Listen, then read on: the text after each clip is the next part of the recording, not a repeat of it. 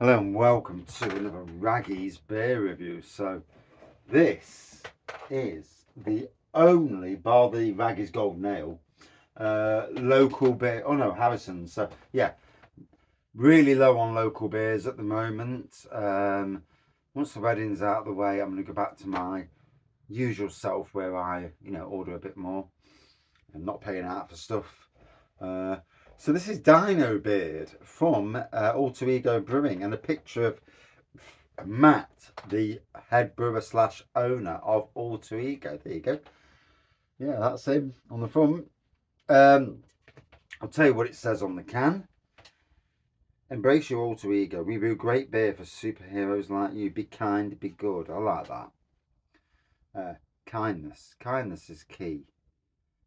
And I've been watching these things on TikTok, and this positive thinking, and it's like Buddhists and generally older people, and what they say makes absolute sense. And sometimes with anxiety, with life, you need someone to say, "Don't worry about what happens out there. Worry about yourself. Do yourself. Don't worry if yesterday was a bad day. Focus on good. Focus on positive." Yeah. Anyway, an easygoing table beer hopped with New Zealand Ruaka. Why is it called Dino Beard? Because Stephen wanted to draw dinosaurs in Matt's beard. Simple. 3%. So we'll see how it goes. Not normally a 3% beer drinker, gotta be honest. But I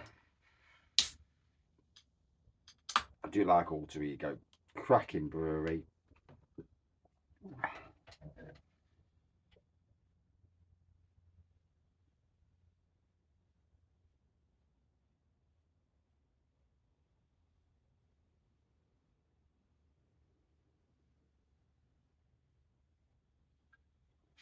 So I did try and pour it as.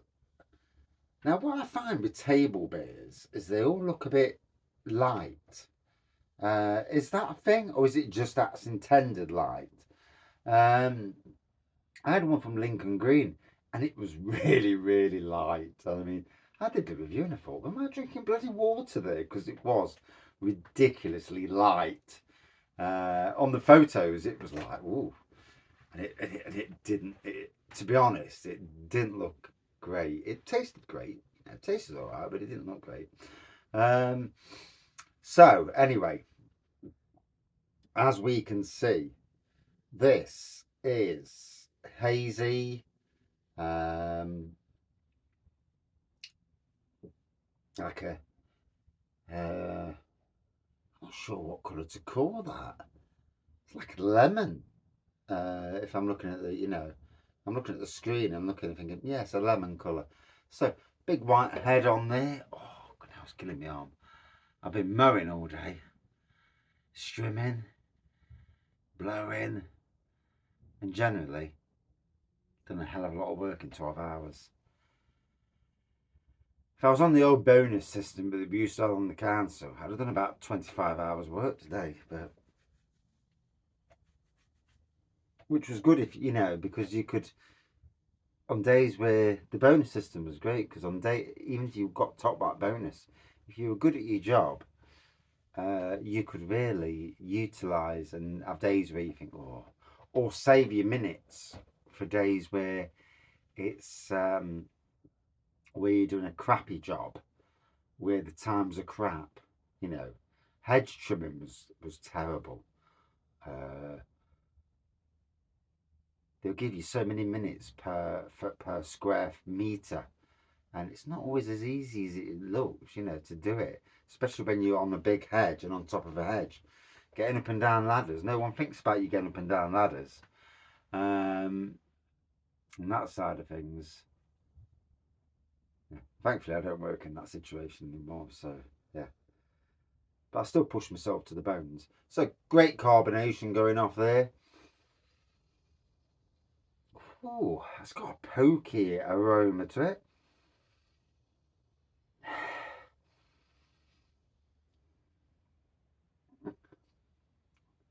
I'd say pokey tropical aroma, but I'm not sure if that's the right word. But it's bloody pokey, the aroma. Quite intense aroma on there.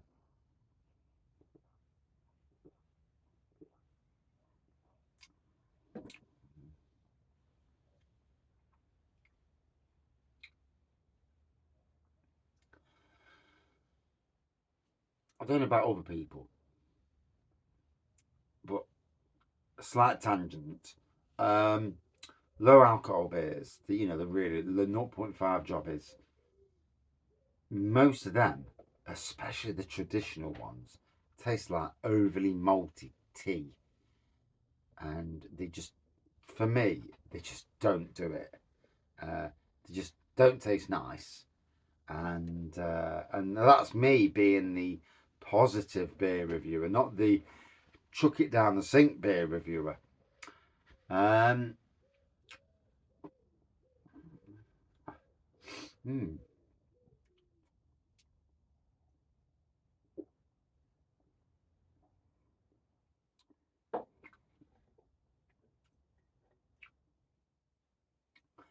Obviously, got to let this wet me whistle. I've just done one beer review, so it's like getting into another beer review, and it's interesting because 3% is quite low. So I mean, obviously you cut back on some. You've got to cut back on. If I was a home brewer, I'd be cutting back on sugar and just letting the malt extract do the business. Which is interesting, really, because if I bought a kit and didn't put sugar in, and it was a kit that you needed to put sugar in, what ABV would the kit come out at? Can you imagine a best bitter where I suppose it'd just be overly bloody malty with no ABV, no alcohol content, or something like 1%. That'd be really interesting. One of these days, when I've got money to waste, or shall we say to experiment, I'll do that. As it is, it's a tropical beer. You're getting tropical on those, albeit a very pokey nose on this. That pokiness goes into the taste a little bit as well. It's very, yeah, there's a tropical taste to it. I mean, it's obviously New Zealand hops, so you do get that a good tropical taste to it. Obviously, it's going to be thinner than what it would be if it was a dipper, because dipper's obviously a bit thicker. Triple IPAs are even thicker. And one of my things I'd like to do is brew a triple IPA. And once this wedding malark is out of the way, and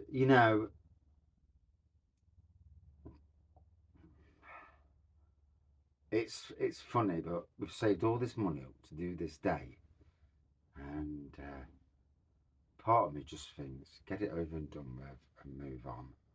You know, all the hassle of money spending and that.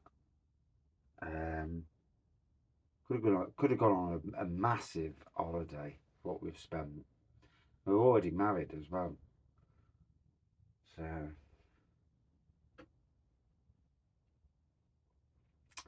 But it's a celebration of our marriage, our family, our jobs, and a job that saved me from deepest, darkest depression. So there is a flip side to all of that. But like with anything, there's always a slight negative side to things as well. Um, and I've invited quite a few of the local beer community. Why? Because I've got on and as friends, maybe not as super close friends, but certainly as friends. And you know, even though I'm not quite one of the brewing people as per se, uh, I'd like to think that I'm somewhat part of that community, as it were. Then again, if no one shows up, then I'll know I'm not. And yeah.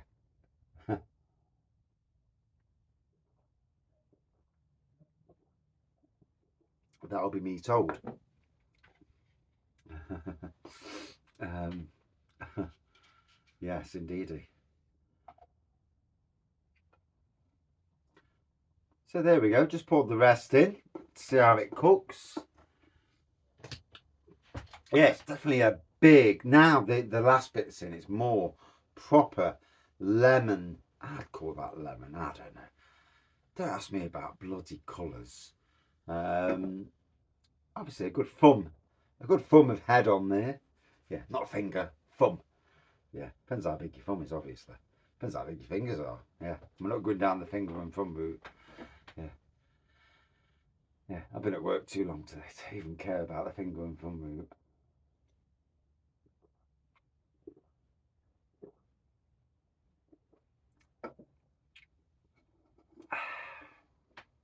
It's a thing in life, and talking about weddings and workplaces, where you hope. My hopes and aspirations are that we're paying a good price for what we're. And I just hope that someone's looking at us and thinking, he is staff, and he's done a lot for the job, and that's a seed. I'll leave it at that, because what happens at my wedding will decide the future for years to come. Loyalty goes both ways. I have been super, super loyal, but loyalty, yeah, like with anything in life, people, loyalties. I was very loyal at City Council, and did stuff above and beyond. And in every job I've been in, I've been like that, and done things that other people certainly haven't done. For most people, it's a job, earn money, yeah, fuck it, I go home, stuff the work. And for me, it's always been much more than that, and it's interesting. We'll see.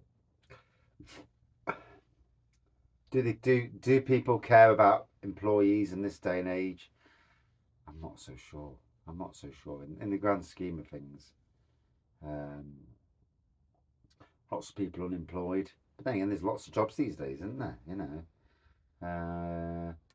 There's always the right job out there. It's interesting.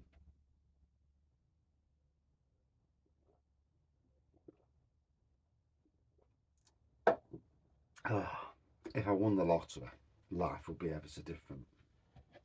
So, been a bit of a longer beer review. Gotta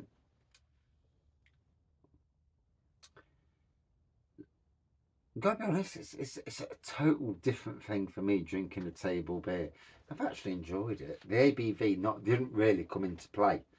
The pokiness on both the aroma and the taste was more of a thing than the actual the ABV side of things. Still getting the ABV because I've been at work for 12 hours and I'm knackered, and it's I feel tired, and the ABV is walloping me. So yeah, the ABV has kicked in. Out of 5, a good 4.4 out of 5 for me. It's very interesting. Certainly a beer. I love the dinosaurs, by the way. Certainly a beer for people who maybe want a drink at dinner, but don't want to get too intoxicated, but want a lovely craft beer. Hey, there you go. And I do think that for Alter Ego, if I was speaking directly, and if they do or don't watch these beer reviews, you never know, that a 3% offering, actually, in this day and age, is possibly a wise move on cask and keg. It'd be interesting to see how the pubs go with that. Will pubs stock? Obviously, at the Tip Inn, the micro pub, yes. But at other pubs, will they stock a 3% table beer? Would it sell? It's an interesting thing. Generally, if I walked into a pub, I always look at the strongest beer. Price is not my consideration, it's the beer, it's the strength, and if it's new. So yeah, there is that side of things. It's interesting. It's interesting. I know there's a big push towards this table beer, and there's a push towards slightly lower ABV these days. You do see that. Interesting. Interesting. I've already said 4.4 out of 5. Cheers.